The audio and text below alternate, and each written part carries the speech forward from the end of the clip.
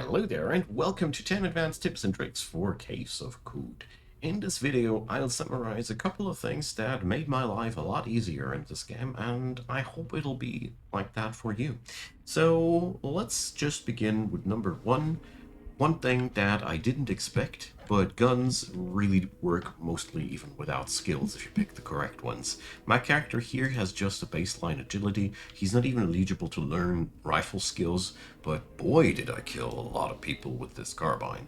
The thing is, weapons with automatic shots and a fairly decent agility are enough to utilize the damage potential of these weapons. Sure, you shouldn't use sniper rifles or guns that rely a lot of hitting precisely and such, but it's a really good option for AoE mass destruction things and such. You're not locked out of these only because you don't have the skills. It's easy to think wrongly about that.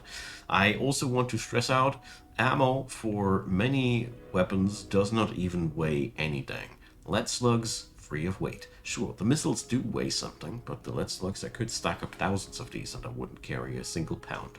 So that's something. Number two, there's two locations in the 6-day stilt that I want to introduce to you. First one is the library. This guy here, Sheba Hagadius, is the librarian, and he'll take your books from you and transform them into XP. After transforming them into XP, you can still read them here. I mean, you're mostly going to be interested in the yellow ones, but they're still accessible, and the rule of thumb here is the more value, the more XP. So don't sell your books, bring them there. I personally think that it's a waste of them because XP are much more valuable than money. Number three, the Resheph Cult is also here in the 6-day stilt, and it's this wonderful fella here, Japur. I don't know if he's changing names, but I think he's not.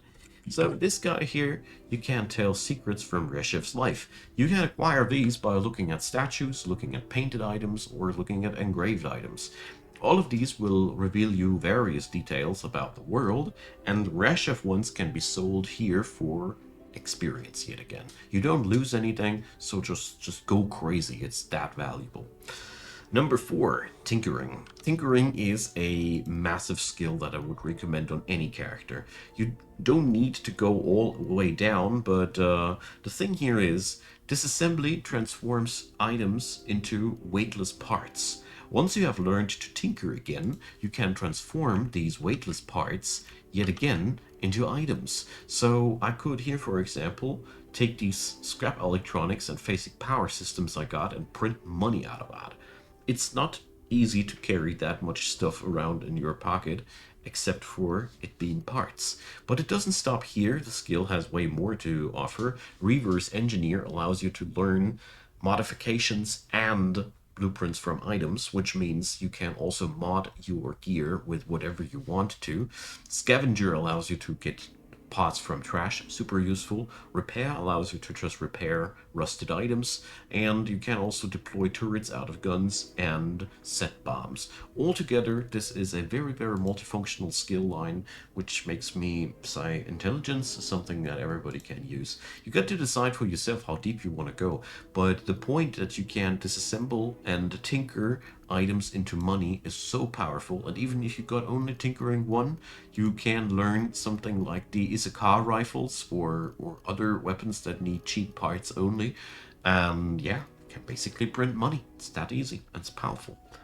It also allows you to tinker on your gear whatever upgrades you want, and this is the point where I must say it's so much easier to just put the mods on the items that you want and not to try to find the items with the mods that you want. It's just like that. So, number five that I want to talk about. This is a tier structured game, and you should make good use of it. What I mean with that is that this game has difficulty tiers layered from 1 to 8, and the world and the items in it are also tiered in these manners. Therefore, it is a wise idea to just grind your way up from one tier to the next. So to give you an impression, the area around Joppa, here the salt marshes are considered tier 1 areas, together with the desert canyons. Then the salt dunes, the flower fields are tier 2 areas. The jungles are tier 3 areas, the ruins are tier 4 areas, and it goes all the way over here until we reach the moon stair, which is tier 8 area. The gist of it here is that it's wise to try to find the items out of the current tier, the best ones, like you're currently at tier 2, try to get the best stuff that you can find there. It's carbide, by the way, wink wink, and then you can process to the next one. And since this game is generating basically endless amounts of content for you when you just wander around enough, it is always the easiest way to just allocate the resources and then push forward. You can do so if your patience allows so. The last thing that I want to point out, when going undergrounds, the game increases the tier of the area every 5 strata that you go down. So when you are entering a dungeon at a tier 2 region, the first 5 strata are tier 2. The next 5 are tier 3, and so on and so forth. There are a couple of irregularities in between, because what good random generator would it be without a couple of irregularities? But that's basically how the game works, and this knowledge can be utilized to just pave your way accordingly. Number 6, get yourself a base of operations to adapt yourself to challenges. Every area here is static. Nobody will pick up items, so you could just go wherever you want to and make an item dump and just keep things there for later usage. Mine, by the way, sits in the beautiful village of Joppa, where I have items which provide resistances or crafting ingredients that I currently don't need. All those things don't need to be in your inventory, and since this game has wildly varying challenges, I mean, there's disease inflictions in Golgotha, and the next one is deadly icy depths in Bethesda Susa. Then there's confusion down here in the Rainbow Woods. There are so many different conditions that you can and should prepare yourself for. Making yourself a base camp where you just store things for different purposes is extremely good, especially if you are just exploring the game, you just don't know what you need. Alright? Therefore, a base camp is a pretty good thing, and I personally would not do it in Joppa again because that wasn't that effective. I personally would try to get a location down which is more at the center of the map, something like that. Now, number 7. Wayfaring is a powerful skill that I overlooked how powerful it is. Wayfaring doesn't cost much, and it has 2 main purposes. For one, it makes it way less often happen to get lost, which is already very useful, because getting lost can get you into all manner of different bad predicaments, especially the higher the tier of the area. You don't want to get lost there. But the actual thing that I discovered for myself only over the course of the time is the first part of the skill. Doubles the chance of interesting encounters, means that you spend less time and find ruins and whatnot in these areas, which means you will have a lot easier time in grinding for resources in these areas, which means Wayfaring gives you a lot of payback for a very low amount of skill points. And by now, I would put it onto any of my characters over the course of the time, by bit the wilderness lore for the areas that you are currently traversing through.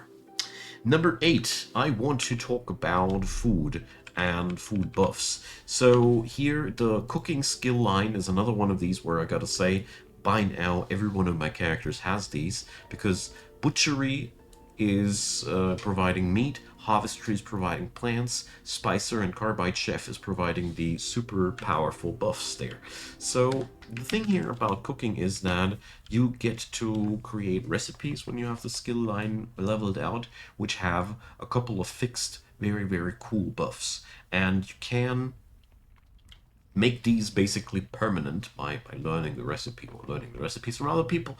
The point here is that these buffs here can be good for survival. You can amplify your build with these. There's so many different things that you can do.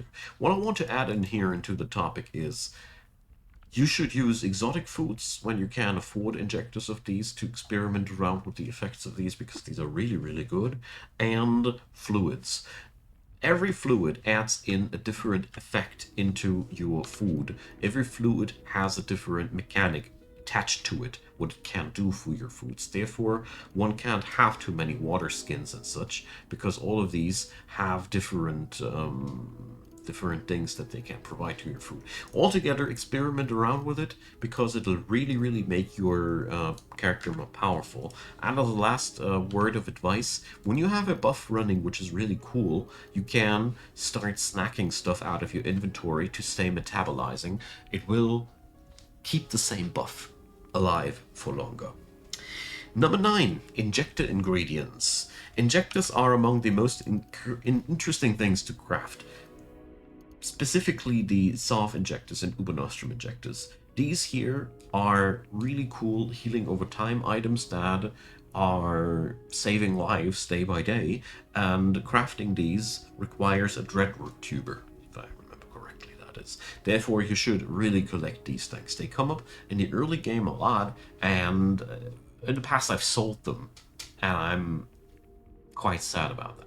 So instead, you should just store them and keep them alive for your later crafting purposes. And the Ubernostrum requires the Lover's Blossom, which comes from the Jilted Lover plant. This is a limb regeneration item, which is extremely useful. It doesn't heal that much more, exactly. You see, it has to double the duration of the Salve injector. The healing amount isn't higher, but it's mostly for recovering lost limbs. And get yourself these ingredients whenever you see them. It's worth storing them way before the time because they're just that useful.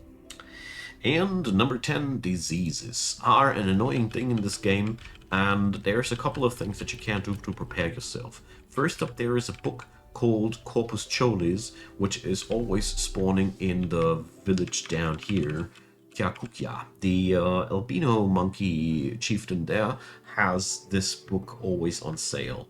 The thing is, the book's content is not always the same. This is insofar the treatment of the diseases requires a couple of randomly generated things, so you'll never know what ingredients your medicine requires in this run. But there's a couple of common things that you need for every game, and therefore I prepare whenever I can. First up, yuckweed and honey are two things that you can use to prevent diseases. Therefore, stockpile these and have them handy when you have a disease on yourself. Also, a spray bottle is required for a fungal infection, so when you find one, you can already keep that. And gel.